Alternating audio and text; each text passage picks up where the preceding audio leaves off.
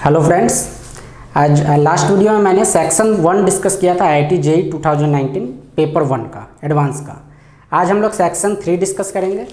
Section 3 integer type का होता है। इसमें टोटल 6 क्वेश्चन आते हैं और आपको करेक्ट करने के 3 मार्क्स मिलते हैं। और आपने गलत किया है या आपने कोई भी आंसर नहीं दिया है तो आपको 0 मार्क्स मिलेगा। नेगेटिव मार्किंग नहीं होता इसमें। तो एक क्वेश्चन मैंने बोर्ड पे लिख रखा है, इसे देखिए। इसमें आपको 3 लाइन की इक्वेशन गिवन है, L1, L2 एंड L3। ये तीनों लाइन L1, L2, L3 एक plane x plus Y plus Z equal 1 को ABC पे कट करती है। आपको ट्राइंगल ABC का एरिया सिंबल करके दिया हुआ है डेल्टा, और फाइंड आउट करना है 6 डेल्टा का whole square. That means 36 delta square की वैल्यू फाइंड करनी है। तो सबसे पहले तो हमें ट्राइंगल ABC का एरिया फाइंड आउट करना होगा कि ये डेल्टा क्या है। तो ये L1, L2, L3 आप इसको डायग्राम से थोड़ा समझ सकते हैं कहना क्या चाह रहा है क्वेश्चन। ये एक प्लेन है जिसकी इक्वेशन हमें दिया हुआ है x plus Y plus Z equal 1। इस प्लेन को ये 3 लाइन आ रही है। एक लाइन है L1, वो इसको A पे कट कर रही है। एक लाइन है L2, वो इसको B पे कट कर रही है। और एक लाइन है L3, वो इसको C पे कट कर रही है। हमें इस ट्राइंगल का एरिया फाइंड आउट करना है। पहले ABC जो ये पॉइंट ट्राइंगल बनेगा इन इंटरसेक्शन पॉइंट से, ये फाइंड आउट करना है। तो इसके लिए सबसे पहले आपको क्या करना होगा, point A, point B, point C find out करना है। ये काफ़ी सिंपल है, 3D ज्योमेट्री का क्वेश्चन। आप जानते हैं R इक्वल लैम्डा 1 है, तो L1 की किसी भी पॉइंट को मैं लैम्डा 0, 0 से रिप्रेजेंट कर सकता हूँ। लैम्डा I है, J और K का कंपोनेंट 0 है, यानी Y और Z इसमें 0 है। X का कंपोनेंट यानी I का कोफिशिएंट लैम्डा है। सिमिलरली अगर हमें L2 देखें तो mu I plus mu J है, तो ये म्यू कॉमा म्यू K का कोफिशिएंट 0 है, तो म्यू म्यू 0।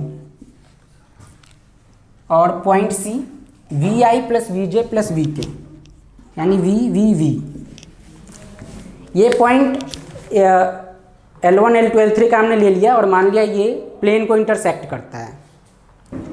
तो हम जब इसमें लैम्डा 0, 0 पुट करेंगे x, y, z की जगह, तो आपको लैम्डा मिलेगा 1, यानी आपका पॉइंट A जो है वो 1, 0, 0 हो जाएगा।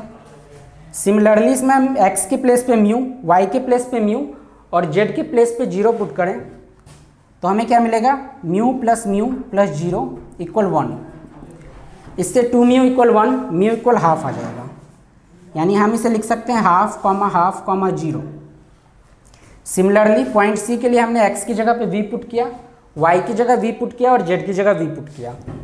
यानी आपके पास 3v इक्वल 1, v की वैल्यू 1/3 आ गई। तो ये पॉइंट C हो गया 1/3। हमें एक ट्राइंगल ABC के 3 वर्टिसेज पता हैं, हम इसका एरिया फाइंड आउट कर सकते हैं। ध्यान दीजिएगा ये 3D का फिगर है, तो 3D में हम वेक्टर के क्रॉस प्रोडक्ट के तरीके से एरिया फाइंड आउट करते हैं। ट्राइंगल का एरिया होता है half modulus of AB cross AC। आप कोई से भी 2 वेक्टर ले सकते हैं, जरूरी नहीं AB और AC लिया मैंने। आप AB और BC ले सकते हैं, AC और BC ले सकते हैं, कोई भी 2 साइड वेक्टर ले सकते हैं। तो वेक्टर AB क्या हो जाएगा, position vector of B minus position vector of A।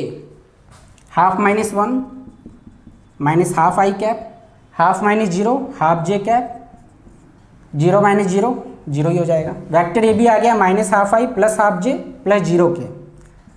Vector AC position vector of C minus A 1/3 minus 1, 1/3 minus 0, 1 minus 3 minus 0, यानी ये आ जाएगा minus 2/3 I plus 1/3 J plus 1/3 K। हमें AB और AC का cross product लेना है, तो आप जानते हैं cross product I J K। Vector AB के कंपोनेंट यहाँ लिख देंगे माइनस हाफ 0, यहाँ BC के AC का माइनस 2/3, 1/3, 1/3 और इसका हाफ लेना है। तो बहुत सिंपल सा है, half into 1/3, 1/6 I cap plus 1/6 J cap और ये 1/6, ये भी 1/6 K कैप। इसका अब हम मॉडुलस निकालेंगे तो ट्राइंगल का एरिया आ जाएगा, ट्राइंगल मॉडुलस कैसे निकलेगा, 1/6² प्लस 1/6² प्लस 1/6², यानी ये हाफ तो पहले से था ही, 3 टाइम्स 1/6² आ रहा है, 3 टाइम्स √30/6, 3/36, ये आ गया एरिया ऑफ ट्राइंगल। डेल्टा आ गया तो डेल्टा स्क्वायर हो जाएगा 1/2 इंटू 3/36।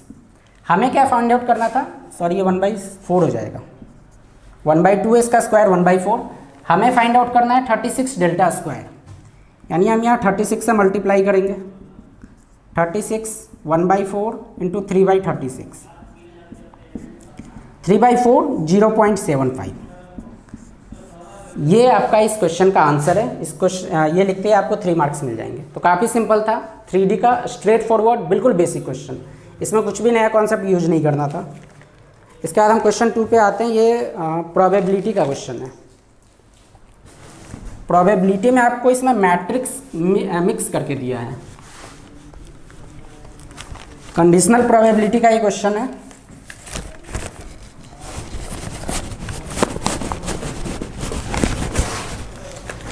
इसमें आपको S be the sample space of all 3 into 3 matrices. S क्या है, sample space of 3 into 3 matrices, 3 into 3 matrices with entries from set 0 1, entry क्या है 0 और 1, एंट्रीज फ्रॉम 0,1, यानी 3 into 3 का जो मैट्रिक्स है उसका हर एलिमेंट या तो 0 होगा या 1 होगा, इसके अलावा हम कोई एलिमेंट नहीं लेंगे। अब 2 इवेंट हैं, एक इवेंट E1 है, E1 ऐसे मैट्रिक्स है, E1 सच मैट्रिक्स A जिसका डिटर्मिनेंट 0 हो। E1 और दोज मैट्रिसेज कुछ डिटर्मिनेंट इज 0 और वो सारे मैट्रिक्स इसी सेट S के होंगे। दूसरा इवेंट E2 है, A belongs to S such that sum of entries in A is 7। हमें फाइंड आउट करना है probability of E1 by E2। हमने कोई मैट्रिक्स ये रैंडमली सिलेक्ट किया है, उसमें E1 बाई E2 यानी कंडीशनल प्रोबेबिलिटी है, वो फाइंड करना है। E1 बाई E2 का मतलब क्या हुआ कि इवेंट E2 गिवन, हमें पता है कि E2 हो चुका है and we have to find E1। ये फॉर्मूला आपको पता होगा, E1 intersection E2 upon E2, sorry probability of E1 intersection E2 upon P2। तो सबसे पहले हम लोग देखते हैं E2 क्या है। E2 है sum of entries in A is 7। हमारे पास मैट्रिक्स A जो है उसमें सिर्फ 2 ही तरह के एलिमेंट हैं, 3 into 3 का मैट्रिक्स है, 3 into 3 का मैट्रिक्स है, यानी टोटल 9 एंट्रीज होगी, हर प्लेस पे 0 या 1 आएगा। अब सम 7 चाहिए, 0 तो आप कितने भी ले लो, सम तो 0 ही होगा उसका। 7 अगर सम चाहिए that means we need 7 ones here, यानी 9 प्लेसेज में 7 प्लेस ऐसे होंगे जिसपे सिर्फ 1 होगा। तो that can be done in 9C7 ways. 9 place है टोटल और आपको सम 7 चाहिए, यानी 7 1 होने चाहिए, इन 9 में से 7 1 होने चाहिए। तो this can be done in 9C7 ways, 9 into 8 by 2 into 1 36। ये number of elements in E2 हो गया। अब देखिए कुछ लोग क्या करेंगे, E1 फाइंड आउट करना चाहेंगे, तो ये बहुत ज़्यादा डिफिकल्ट हो जाएगा। E1 क्या कह रहा है, डिटर्मिनेंट ऑफ A इक्वल 0, यानी ऐसे मैट्रिसेज कंसीडर कीजिए जिसमें डिटर्मिनेंट 0 हो। तो ऐसे बहुत सारा मैट्रिक्स हो सकता है। तो कुछ लोग ये गलती करते हैं, इस वजह से ये क्वेश्चन टफ हो जाता है। इससे बेटर है कि हम लोग E1 ना फाइंड आउट करके E1 इंटरसेक्शन E2 फाइंड करें, क्योंकि हमें फाइंड क्या करना है, probability of E1 by E2 that is equal to P E1 intersection E2 upon P2। E1 intersection E2 का क्या मतलब होगा, E1 कह रहा है कि डिटर्मिनेंट 0 होना चाहिए, E2 कह रहा है सम 7 होना चाहिए, यानी इंटरसेक्शन का मतलब हम वैसे मैट्रिसेज लें जिसमें सम तो 7 हो ही, डिटर्मिनेंट 0 हो। तो ये कब पॉसिबल है, आप जानते हैं अगर दो मैट्रिक्स का दो रो या दो कॉलम बिल्कुल सेम हो तो उसका डिटर्मिनेंट जीरो होता है। मतलब कुछ ऐसा, अगर हम फर्स्ट कॉलम सेकंड कॉलम में 1 रख दें और थर्ड कॉलम के टोटल 7 1 होंगे तो 6 तो यहाँ हो गए, एक यहाँ कहीं भी रख दें तो इस मैट्रिक्स का डिटर्मिनेंट जीरो आएगा। वैसे ही या तो हम रो में कर दें,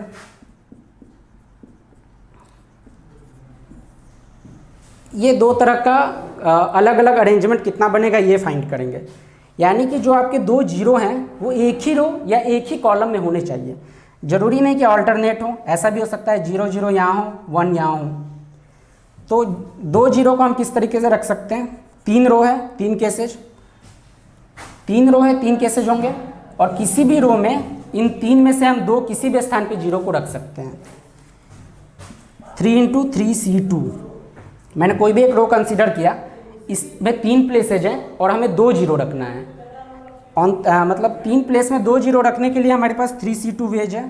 3 से इसलिए मल्टीप्लाई किया क्योंकि 3 रो है, सिमिलरली 3 कॉलम है और जीरो को उसी तरीके से अरेंज करना है। तो ये टोटल हो गया 18। ये आया E1 इंटरसेक्शन E2। हमें फाइंड करना था PE1/E2। तो इंटरसेक्शन वक्त तो 18 है और टोटल 36 है, तो ये 18/36 that is 0.5 is your answer. इस क्वेश्चन का आंसर 0.5 है। तो ये बस यही आपको ध्यान रखना था। E1 इंटरसेक्शन E2 लेकर अगर हम चलें तो ये क्वेश्चन काफ़ी जल्दी होगा। नेक्स्ट क्वेश्चन देखते हैं। क्वेश्चन नंबर 3 कॉम्प्लेक्स नंबर का बहुत ही सिंपल सवाल है, मतलब ये बोनस मार्क्स है आपके लिए। अगर ऐसा क्वेश्चन आता है तो ये फ्री का नंबर IIT ने दिया है। इसमें आपको दिया हुआ है omega cube roots of unity, omega not equal to 1। Cube roots of unity 3 होते हैं, 1 ओमेगा ओमेगा स्क्वायर। तो पहले ही बता दिया 1 नहीं है, यानी ओमेगा या ओमेगा स्क्वायर हो सकता है। And we have to find minimum value of modulus of A plus B omega plus C omega square का होल स्क्वायर। यहाँ ABC इंटीजर्स हैं, A not equal to B not equal to C, मतलब equal नहीं है, और ये integers हैं ABC are positive integers.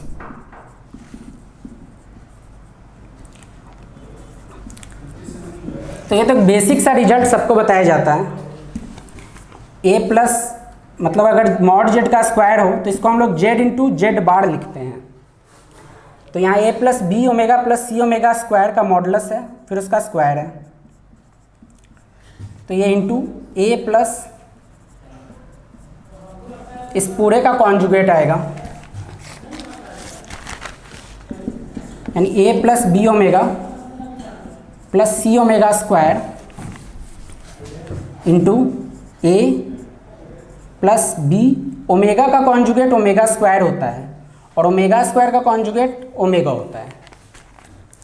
इसको आप मल्टीप्लाई कीजिए तो A स्क्वायर बी, ये आ जाएगा omega AB into omega plus omega square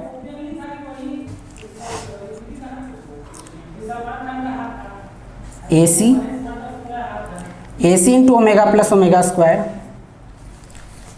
plus BC into omega plus omega square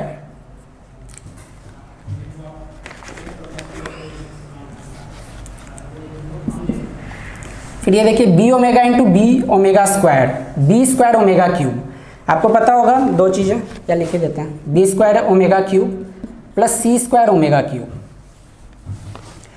हमें ये पता है cube roots of unity omega का की दो प्रॉपर्टी होती है, omega plus omega square is -1 and omega cube is 1। तो ये हमारा -1 हो गया, ये -1 हो गया, ये -1 हो गया, ओमेगा क्यूब 1 ओमेगा क्यूब 1। तो हमें हमारे पास जो रिजल्ट आया A square plus B square plus C square minus AB minus BC minus C है।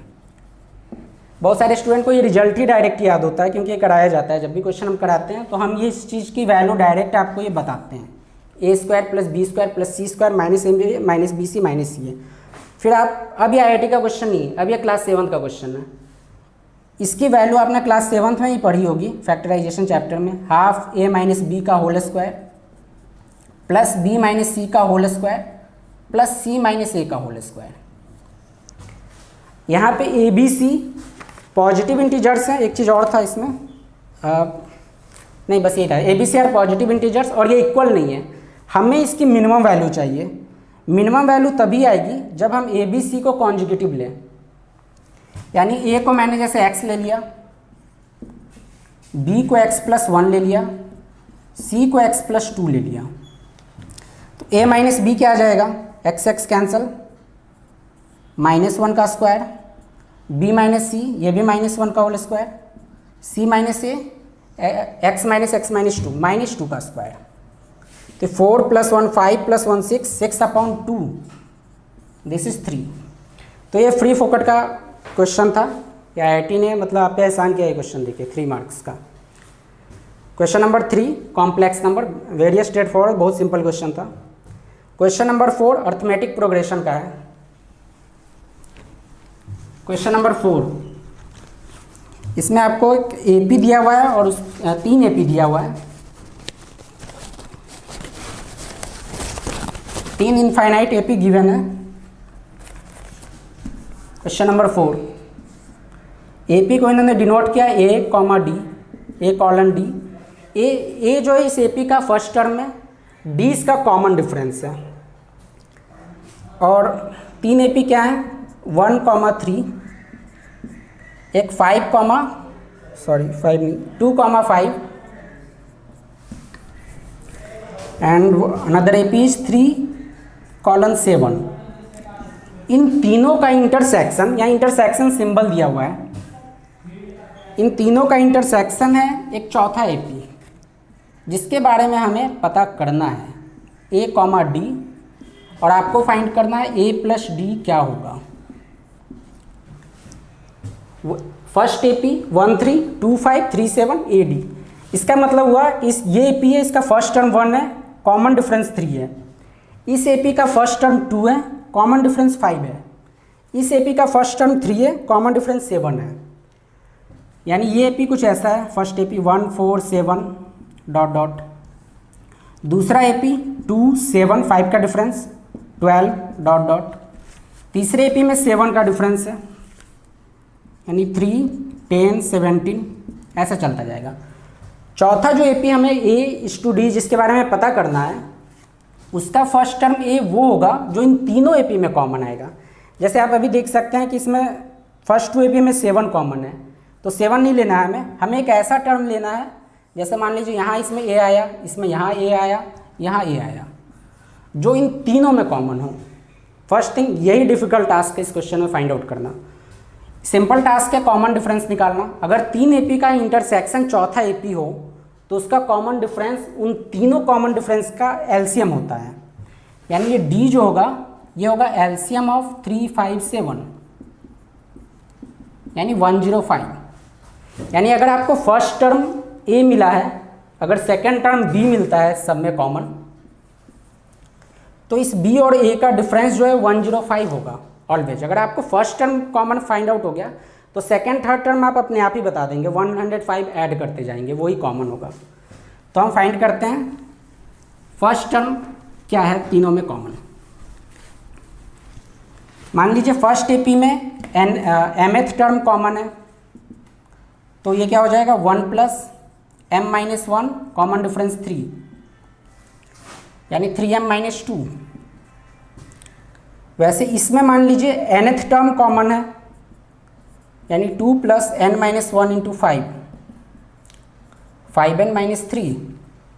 इसमें मान लेते हैं pth टर्म कॉमन है, तो 3 + p-1 × 7 7p-4। अब ये तीनों ही कॉमन है, यानी तीनों इक्वल होंगे। 3m-2 = 5n-3 = 7p-4। अब हमें m and p की वैल्यू फाइंड करनी है। फर्स्ट 2 से अगर हम निकालें तो n की वैल्यू आएगी 3m-1/5। लास्ट 2 से अगर मैं p की वैल्यू निकालूं तो वो आएगा 5n + 1/7। आपको ध्यान रखना है नंबर ऑफ टर्म है ये, m and p number of term है, तो वो हमेशा इंटीजर होंगे। m and p ये सारे इंटीजर्स ही होंगे। अब यहाँ पे n तभी इंटीजर होगा जब ये 3m-1 5 का मल्टीपल हो, p तभी इंटीजर होगा जब 5n+1 7 का मल्टीपल हो। तो हमें कुछ ऐसा लेना है जिसमें ये 5 का मल्टीपल आए, ये 7 का मल्टीपल आए। आप हिट एंड ट्रायल से चेक करते जाएंगे। m की वैल्यू 1 रखेंगे तो 3 - 1 2, ये तो 5 का मल्टीपल हुआ ही नहीं।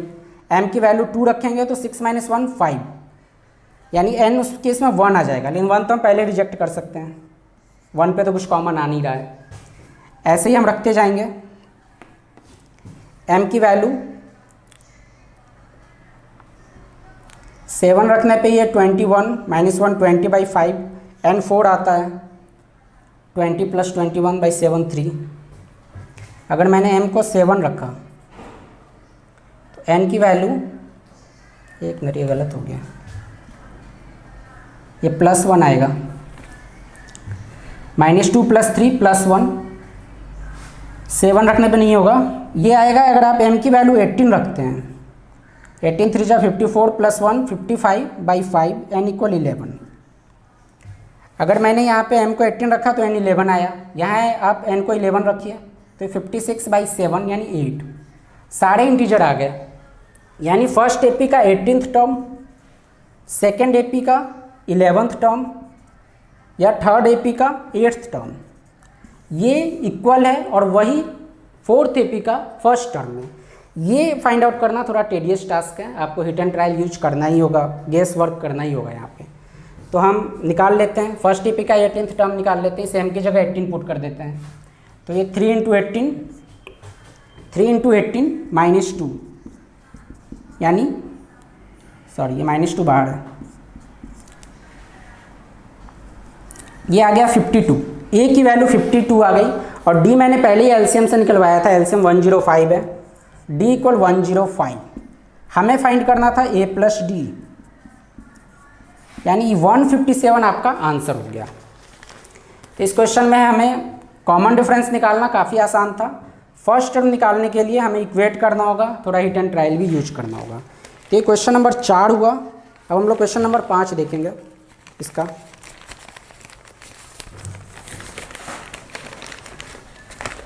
क्वेश्चन नंबर 5, ये बहुत ही सिंपल क्वेश्चन है, काफ़ी सिंपल क्वेश्चन है। डेफिनेट इंटीग्रेशन का एक ऐसी प्रॉपर्टी जो बहुत ही फेमस है, जिसका यूज इस क्वेश्चन में होगा। कुछ लोग इसे गोल्डन प्रॉपर्टी कहते हैं, कुछ किंग्स प्रॉपर्टी के नाम से जानते हैं, और एनसीईआरटी वालों को मैं इसे ब्रह्मास्त्र नाम से बताता हूँ, क्योंकि ज़्यादातर एनसीईआरटी के 90% क्वेश्चन इसी एक प्रॉपर्टी से सॉल्व हो जाते हैं। इसलिए आप इसको ब्रह्मास्त्र कहें, रामबाण कहें, किंग्स कहें, गोल्डन कहें। तो जो भी ये वीडियो देख रहे हैं अब तक उन्होंने समझ ही लिया होगा, ये इस प्रॉपर्टी की बात हो रही है। Integration of f(x) dx a to b equal होता है integration of f(x) dx, sorry f(a + b - x) dx a to b, यानी इसमें लोअर लिमिट और अपर लिमिट का सम -x से हम x को रिप्लेस कर देते हैं। तो हमारा क्वेश्चन क्या है वो देख लेते हैं पहले। क्वेश्चन नंबर 5, इसमें आपको इंटीग्रेशन i इक्वल गिवन है 2/π -π/4 to π/4 dx upon 1 + e⁻ sin x into 2 - cos 2x। तो हम इसमें वही प्रॉपर्टी यूज करेंगे, a + b - x। इस x को हमें रिप्लेस करना है a + b - x से। a क्या है हमारा π/4 ± π/4 -x, यानी हमें x को -x से रिप्लेस करना है। π/4 से π/4 कैंसिल हो गया। जहाँ भी आपको इसमें x दिख रहा है वहाँ आप -x लिख दीजिए। 2/5 -π/4 to π/4 dx upon 1 + e⁻ sin x की जगह मुझे -x रखना है, और आप जानते हैं sin -x equal -sin x होता है, और cos को नेगेटिव एंगल से फ़र्क ही नहीं पड़ता। cos में अगर आप -θ रख देंगे तब भी वो cos θ हो जाएगा, sin में वो माइनस साइन बाहर आ जाता है। तो ये तो e⁻ sin x हो गया, इंटू यहाँ पे मैं माइनस साइन रखूँ x का तो उसे फर्क पड़ेगा ही नहीं, 2 - cos 2x। e⁻ sin x को हम लोग 1/e⁻sin x रखेंगे, रेसिप्रोकल हो जाएगा, नेगेटिव पावर है। फिर एलसीएम लेंगे तो ये क्या आ जाएगा, 2/पाई -पाई/4 टू पाई/4, 1/e की पावर साइन एक्स ऊपर चला जाएगा, ये हो जाएगा e की power sine x upon e की पावर साइन एक्स +1, और ये पहले से है 2 - cos 2x dx। हमारे पास i पहले से था 2/पाई, और हमने प्रॉपर्टी लगा के इसकी वैल्यू मॉडिफाई कर दी। आप जानते हैं ऐसे क्वेश्चन हम क्या करते हैं, दोनों आई को ऐड कर देते हैं। एनसीईआरटी में हमने बहुत ऐसे क्वेश्चन किए होंगे। दोनों आई को अगर हम ऐड कर दें, i + i यानी 2i, 2/पाई तो दोनों में ही है, यहाँ देखिए 2/पाई दोनों में है, dx दोनों में है, डिनोमिनेटर दोनों का सेम है, यानी ये हो जाएगा 2/पाई -पाई/4 टू पाई/4 dx है ही, डिनोमिनेटर दोनों का सेम है, e की power sine x +1 into 2 - cos 2x, यहाँ पे 1 है, वहाँ पे e की पावर साइन एक्स है, तो ये ऐड हो जाएगा। अब ये कैंसिल हो गया, हमारे पास बस इतना बचा है 2 - cos 2x, इसका इंटीग्रेशन करना है। इसका इंटीग्रेशन भी काफ़ी आसान है। आपको cos 2x होता है 1 - tan² x upon 1 + tan² x। यहाँ ये 2 से 2 कैंसिल हो जाएगा, तो i इक्वल आ रहा है हमारे पास 1/पाई -पाई/4 टू पाई/4। अगर आप इसमें cos 2x को ये रखेंगे 1 - tan² x upon 1 + tan² x, 2 - 1 - tan² x upon 1 + tan² x dx। 1 + tan² x LCM लेंगे, फिर वो ऊपर चला जाएगा,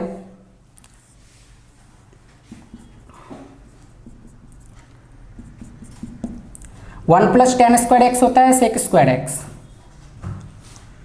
और ये 2 से मल्टीप्लाई होकर इसको सिंप्लीफाई करेंगे तो हमारे पास आएगा 3 tan² x +1, 3 tan² x +1। यहाँ पे अब एक इवन ऑड की भी प्रॉपर्टी यूज होगी।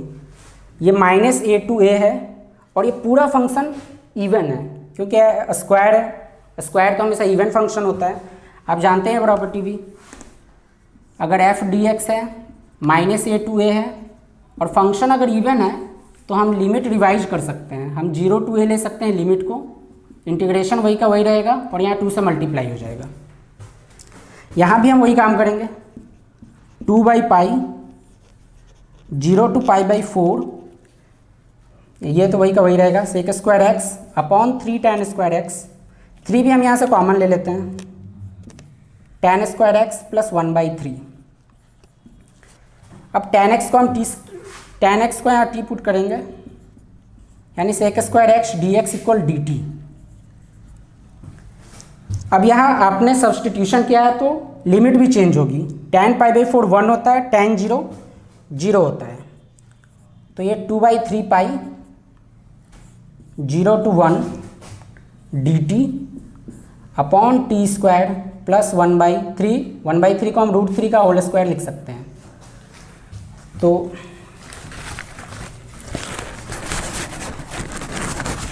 अब ये आ जाएगा i equal 2/3 pi √3 tan inverse √3t 0 to 1, 1 रखने पे tan इनवर्स √3, tan इनवर्स √3 होता है पाई/3, 2/3 पाई √3 इंटू पाई/3, 0 पे 0 ही हो जाएगा। तो ये हमारे पास i की वैल्यू आ गई। हमें इसमें फाइंड करना है 27i²,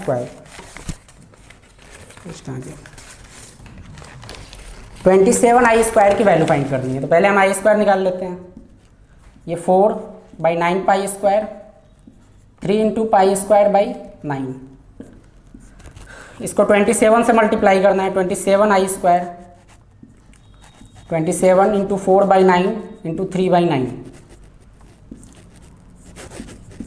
ये 4 आ जाएगा। इस क्वेश्चन का आंसर है 4। ये काफ़ी सिंपल था, थोड़ा सा कैलकुलेशन था, लेकिन इतना तो हम लोग बोर्ड एग्जाम में भी करते हैं, एनसीईआरटी में भी। सेक्शन सी का लास्ट क्वेश्चन है। ये स्ट्रेट लाइन का क्वेश्चन है, कोऑर्डिनेट ज्योमेट्री 2D से।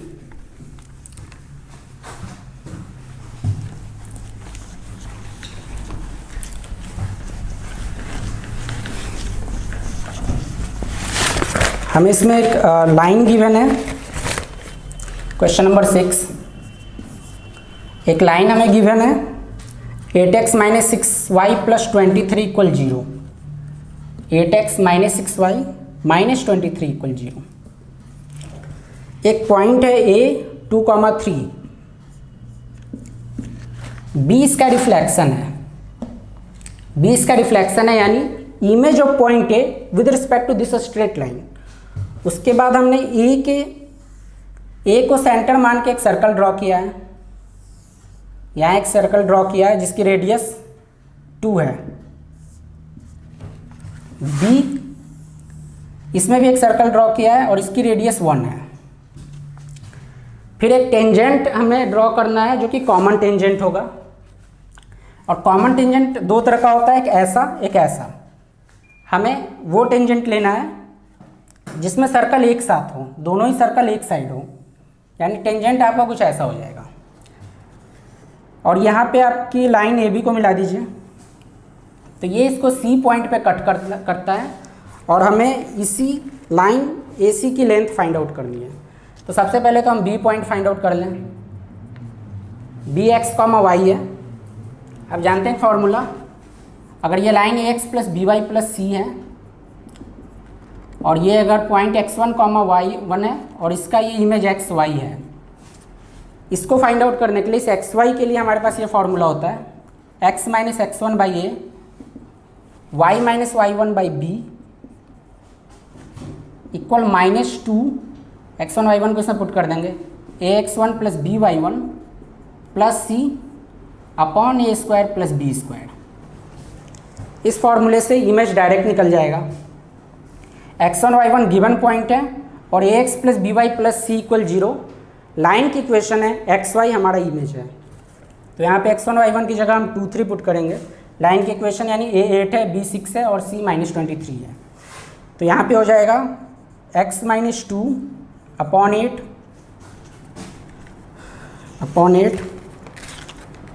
y - 3 इक्वल अपॉन -6 -2 इंटू, इस लाइन में हम लोग 2,3 पुट कर देंगे एक्स वाई की जगह। 8 × 2 -6 × 3 -23 upon 8² + 6²।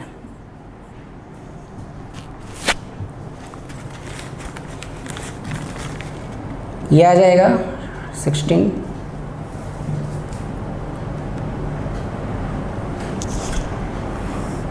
One by two x - 2/8। अब इनको इक्वेट कर दीजिए, यहाँ से x आ जाएगा 6, इसको और इसको इक्वेट करेंगे तो x की वैल्यू आ जाएगी 6। इन दोनों को इक्वेट करेंगे तो y की वैल्यू आ जाएगी 0। तो हमें ये पॉइंट xy मिल गया जो कि इमेज था उस लाइन का, इमेज था इस पॉइंट का with respect to this line. अब इस लाइन का तो कोई काम है नहीं इसमें। हमने एक सर्कल ड्रॉ किया है इसे सेंटर मान के, एक सर्कल ड्रॉ किया है इसे सेंटर मान के। इसका रेडियस 2 है, इसका रेडियस 1 है। कॉमन टेंजेंट है ये दोनों का, जो इसे सी पे कट करता है। ये डायरेक्ट कॉमन टेंजेंट है। हम जानते हैं डायरेक्ट कॉमन टेंजेंट सेंटर को ज्वाइन करने वाली लाइन को जहाँ इंटरसेक्ट करता है, एक्सटर्नली इंटरसेक्ट करता है, तो उसका रेशियो R1:R2 होता है। ये R1 और ये R2, यानी यहाँ पे 2:1 का एक्सटर्नल डिवीजन हो रहा है। m = 2 n = 1। तो पॉइंट सी का कोऑर्डिनेट, ये आप जानते हैं external division formula, mx2 - nx1 upon m - n my2 ny2 ny1 upon m - n। m2 है n1 है, R1:R2। ये m और n की वैल्यू होती है। m हो गया R1, n हो गया R2। तो ये 2 इंटू 6 12, -1 इंटू 2 10/1, 2 इंटू 0 -3 -3/1, यानी सी पॉइंट हमें मिल गया 10, -3। ये पॉइंट मिल गया 10, -3।